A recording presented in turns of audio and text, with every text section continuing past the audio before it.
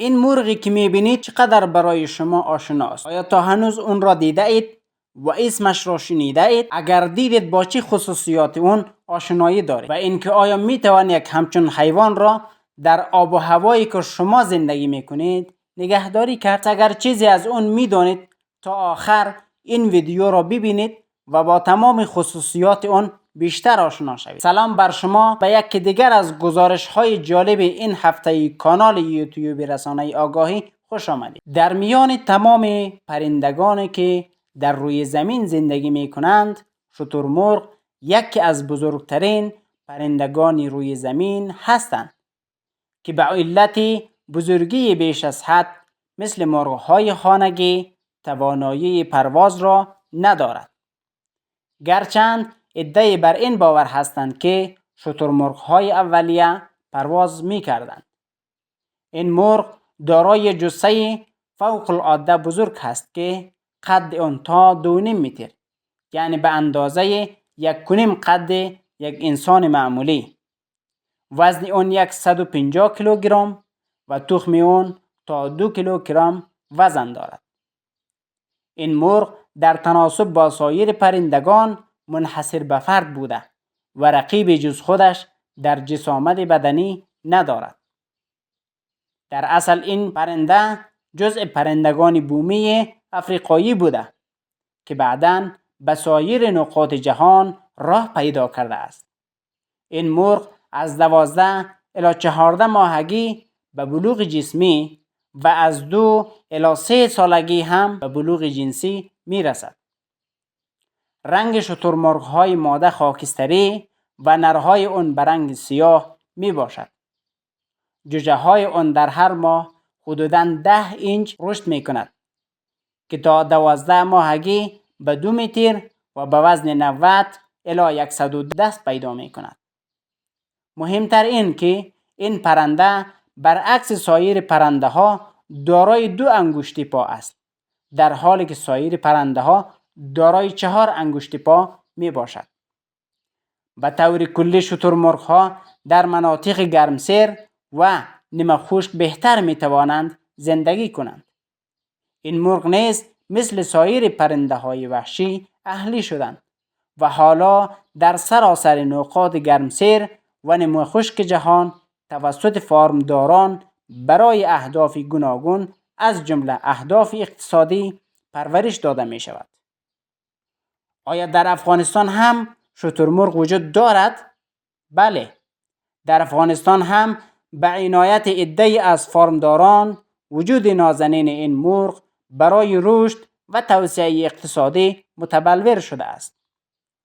امروزه فارم شترمرغ در ولایات هرات، کابل، غزنی و بعضی از ولایات دیگر وجود دارد که فارمداران به خاطر رشد و توسعه اقتصادی به پرورش این مرغ اشتغال دارند.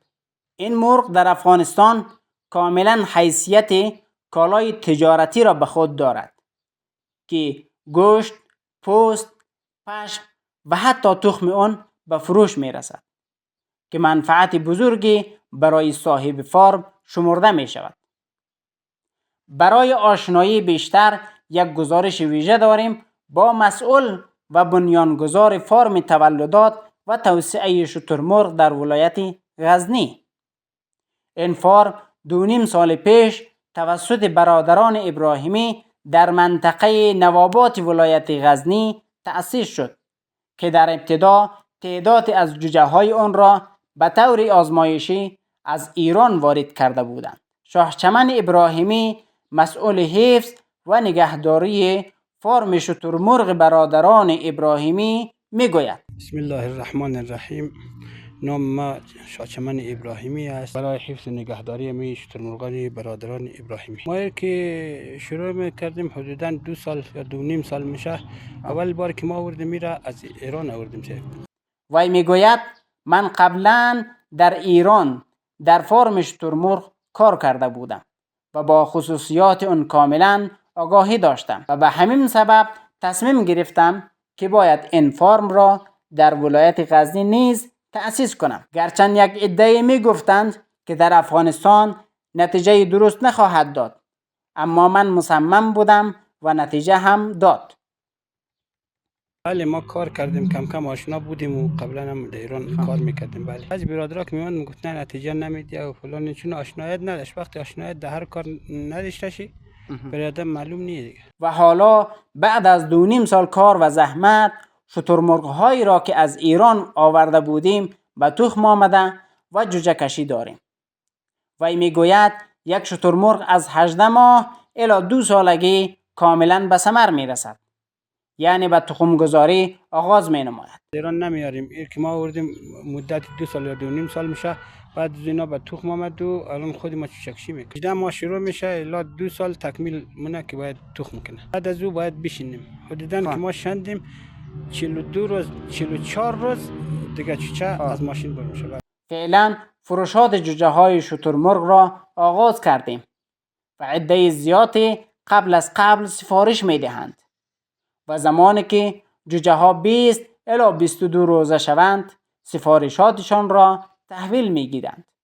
وی می گوید بیشترین خریداران را کسانی تشکیل می دهند که زمین و جایداد کافی دارند یا هم کسانی هستند که قبلا فارم مرغداری داشتند ولی نتیجه درست نگرفتند و حالا به فارم شترمرغ رو آوردند. فروشات بله ما چوچه وقتی تولید منیم، بعد از تولید کردن 20-22 روز نمیشه بعد تحویل میدیم. هر جور چوچه 13,000.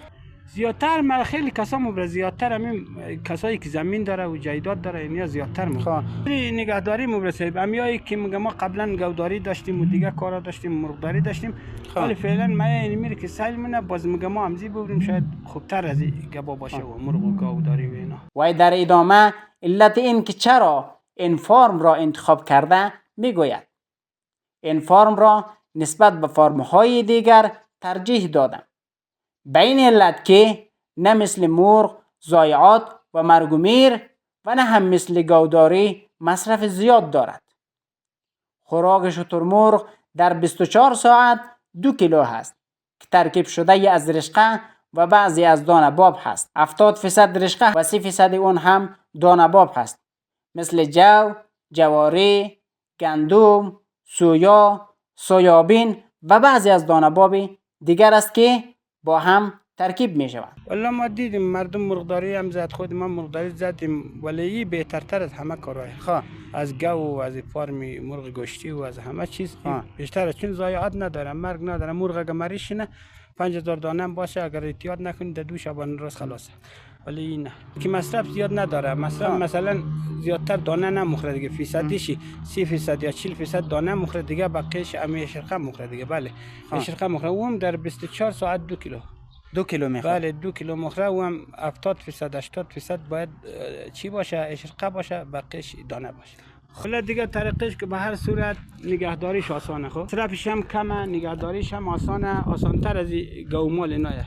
به خاطر که بیرون بردن نداره، مثلا نداره که نفر بگیره کو ببری در صحرا ببری و بشینی، فقط اونم اشرقه آماده و دانه آماده مونی و در 24 ساعت 2 بار باید بندازی دیگه. دانه جوری، گندم، مثلا سویا، سویابین و از همین کنجره و همین چیزا باشه، باز اینا رو میبریم دلده میکنیم دستیار، باز یار روی فرمول قاطی میکنیم تا فرمول ثابت چینه، بعد بیا چین میاد که مریض نمیشه، کلی مریض نمیشه. یک کمی دیرتر به بار میاد اما مریضی نداره و مرگ و موت اینا نداره.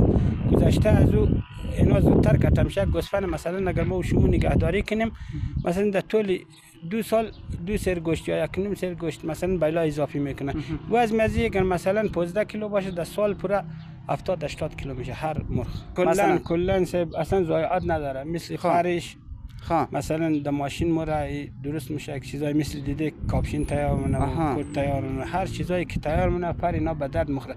و بعض چیزای دیگه هم چی میشه شاید اونا رو ما و شما تا حالا خبر نداشتیم. گوشتش هم خیلی قوی و خیلی پر انرژی و خیلی هم صحیح گوشت داره، چربی هم نداره گوشت. خب صحیح 44 ساعت یک دانه تخم مونه. 1200 گرم شروع تا 2 کیلو. ویش که برای خوردن او ارزان است، 5-600 هر تخمش.